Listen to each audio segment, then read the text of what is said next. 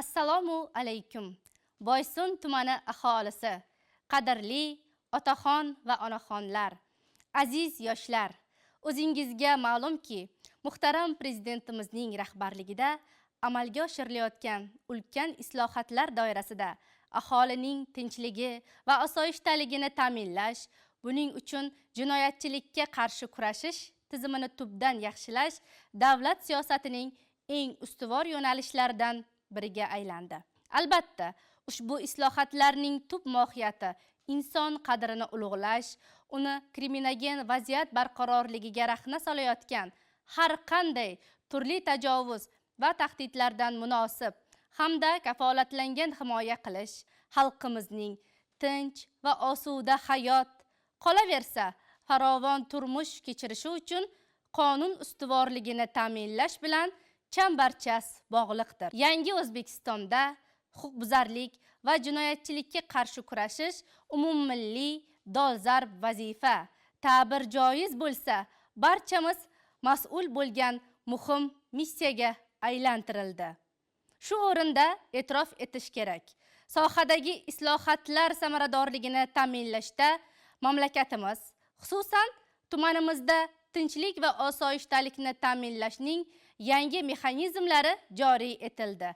Jumladan, jinoyatlarning sabablarini mahallabay va sohabay muhokama qilish tartibi, mahallalarni kriminogen darajasida toifalash tizimi, mahalla yettiligi instituti, ijtimoiy profilaktika tamoyili asosida huquqbuzarliklar profilaktikasini amalga oshirish amaliyoti doirasida aholida xavfsizlik hissini shakllantirish borasida qator samarali chora-tadbirlar amalga oshirilmoqda. Birinchidan, jinoyatchilikka qarshi kurashish faoliyati samaradorligini oshirishda sohaviy nazoratni kuchaytirish borasida joriy yilning 5 oyida 21 ta o'rganishlar o'tkazilib, 92 nafar shaxsning buzilgan huquqlari tiklangan. Ikkinchidan, so'nggi vaqtlarda O'zbekiston huquq idoralari ilgari duch kelmagan kibermaskandagi jinoyatlar salmog'i ortishi bizni tashvishga solmoqda.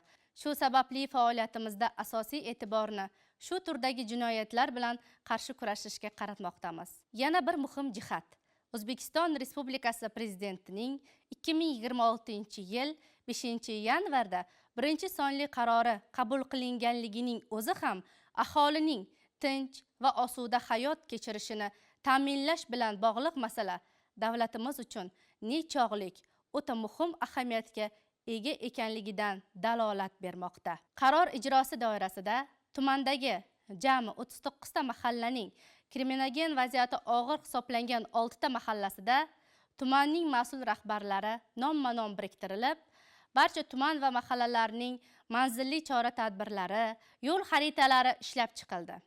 Yo'l xaritalari ijrosi yuzasidan yil boshidan mahallalardagi aholi gavjum joylarda 61 ta, ko'p qavatli uylarning hovlisiga esa 360 gradus aylanuvchi 14 ta, mahallalarning asosiy kirish-chiqish joylariga 37 ta, bozor va savdo markazlariga 100 ni va avtomobil raqamini tanib oluvchi 4 ta, jami bo'lib 61 ta kameralar, ko'p qavatli uylarning eshiklariga 12 ta domofonlar, uylarning kirish yo'laklariga 8 ta tashvish tugmalari o'rnatildi. 49 ta savdo muassasalari va 465 ta xonadonlar tezkor qo'riqlovga olindi.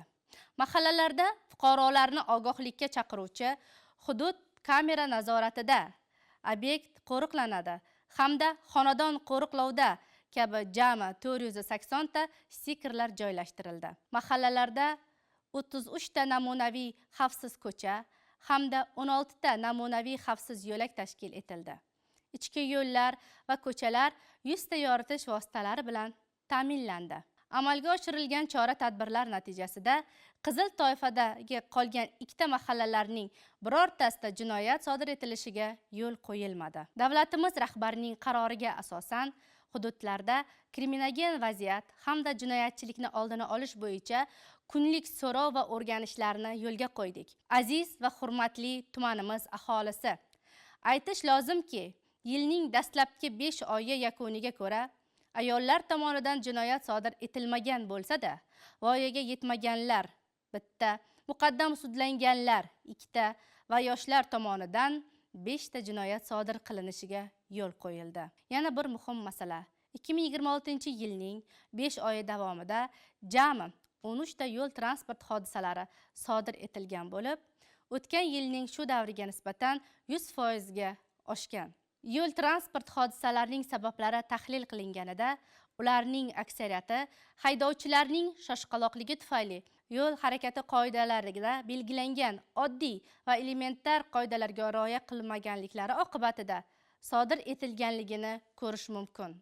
Bundan buyon huquqbuzarlik va jinoyatga sabab bo'layotgan oilaviy, ijtimoiy, moddiy va psixologik muammolarni hal qilishga har bir fuqaroda jinoyatchilikka qarshi immunitetni bolalikdan shakllantirishga alohida e'tibor qaratamiz.